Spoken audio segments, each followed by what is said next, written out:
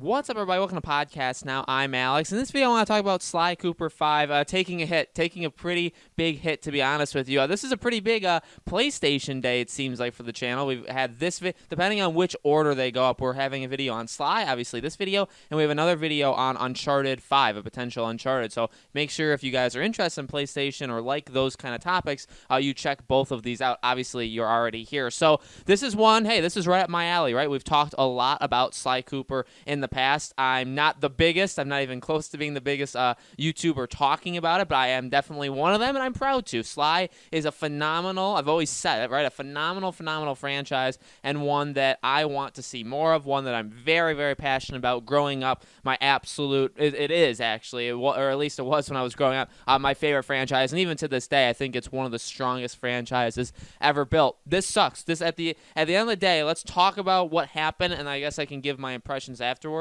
but I'm going to spoil it right now. It sucks. Sanzaru Games, the developer behind Sly Cooper Thieves in Time, has been Facebook's Oculus Studio. So they, up until this point, they were contracted by Facebook to make Oculus games, okay? That's what they've been doing over the last little while. Remember a few months ago back in Kind of Funny, they were on Kind of Funny's podcast, and it talked about the possibility of a Sly 5 that they already had, I guess more Sly.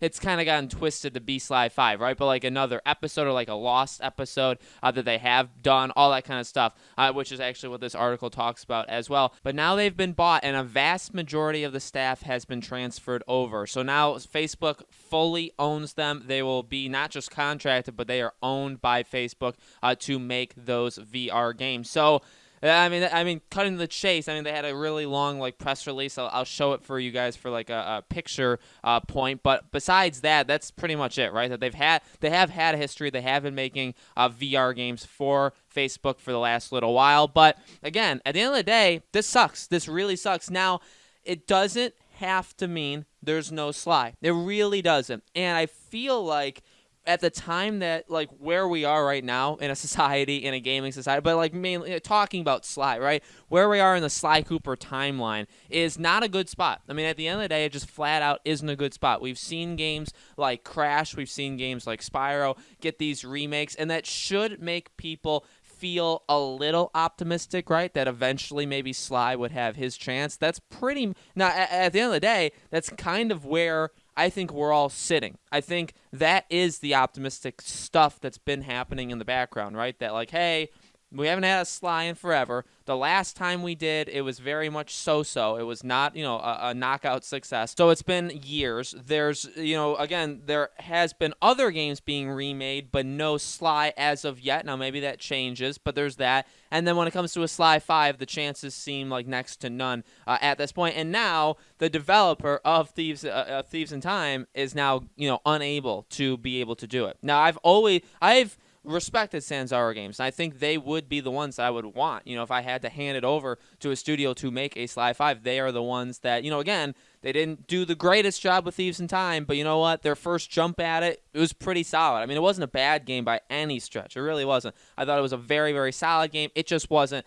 amazing. It wasn't like Sly 2, Sly 3 levels amazing. I don't even like Sly 1, so I would say it's better than Sly 1, but this, again, at the end of the day, this is a tough blow. Here's, I guess, the positive. I like to be Mr. Positive. I'm normally Mr. Positive when it comes to Batman Arkham, the Batman games. But I'll be Mr. Positive for Sly in case you guys feel down. Here's what I'll say.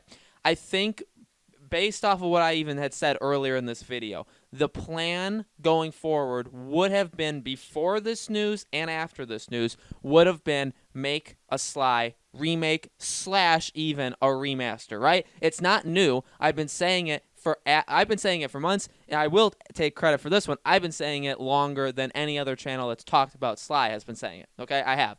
And I really do, and everybody else has said it as well, right? The a Canadian guy, which I think he's actually a really awesome guy. I watch a lot of his Crash Team Racing videos. I think he's great. I like to use his phrase. It's a great phrase, like the pulse test, about the having a remaster, having a remake, whatever you want to do, and testing out if people still want it. I've just been saying it like that. He said the pulse test. I like that phrase, and I started using it after I heard him say it. But honestly, that is the way they need to go. That is 100% the way they need to go. And luckily, again, in an optimistic way, luckily, I don't think that changes too much. I don't think Sanzaru would have been the studio you had remake Sly 1 through 3 / like remaster Thieves in Time. I don't think Sanzaru would have been that developer. Now, you could have said, well, you could have had another studio remake them. Meanwhile, Sanzaru, or like they're kind of waiting in the background, right? And then the remake comes out, it does well enough, and then Sony says, all right,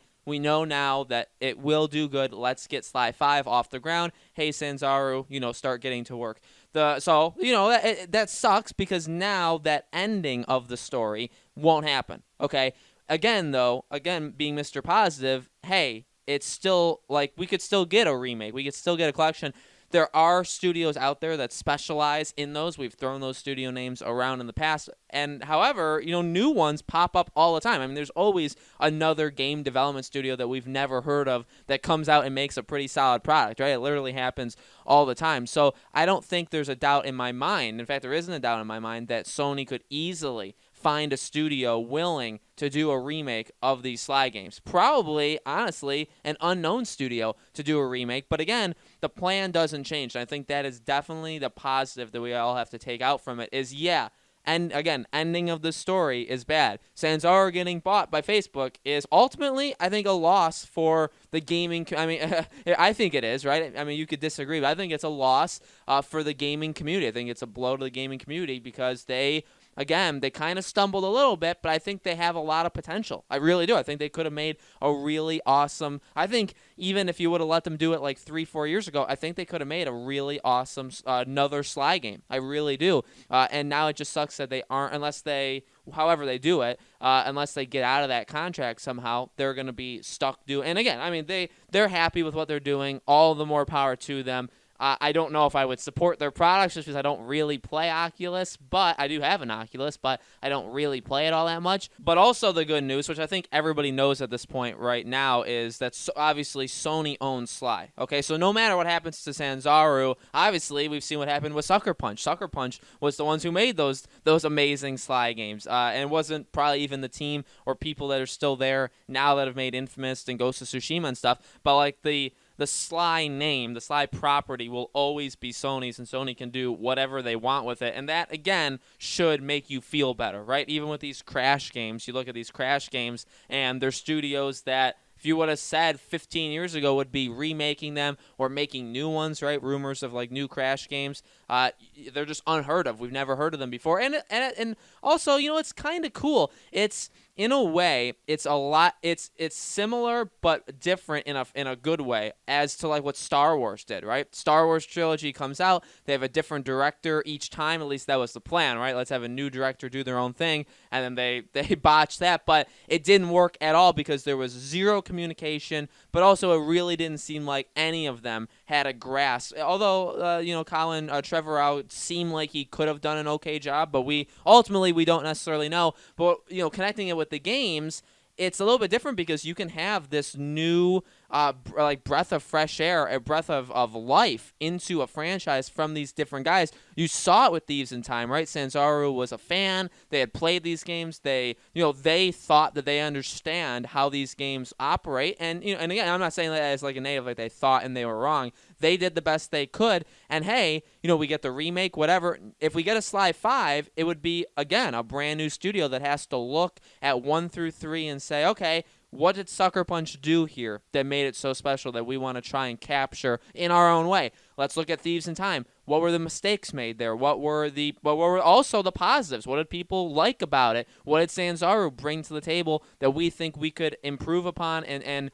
add to our repertoire? And I think that is ultimately a good thing. I think gaming developers do it with a lot more grace than like movies, such as, again, like the example of hot potatoing Star Wars among people. I think with a game, it's a whole lot better. So ultimately, the connection between Sanzaru and Sly, and now that being broken, that hurts. However, I don't think it affects the plan. I think the plan still and has been and always will be until we get it, a remake / remaster. Again, the pulse test, again, to check to see if people still will buy and purchase this game. And then after that, they can evaluate, do we want to make a new Sly? It could be a Sly 5. It could also be a brand new. It could be like a Sly reboot. That could also be a thing where they don't even have to say, hey, let's look at these games and let's try and, advance it to the next, where does the story go? They can still look at it and say, what are the things that made it special and what can we do to make a really good Sly game? But they could just restart from scratch if they wanted to. I don't think anybody would really want that,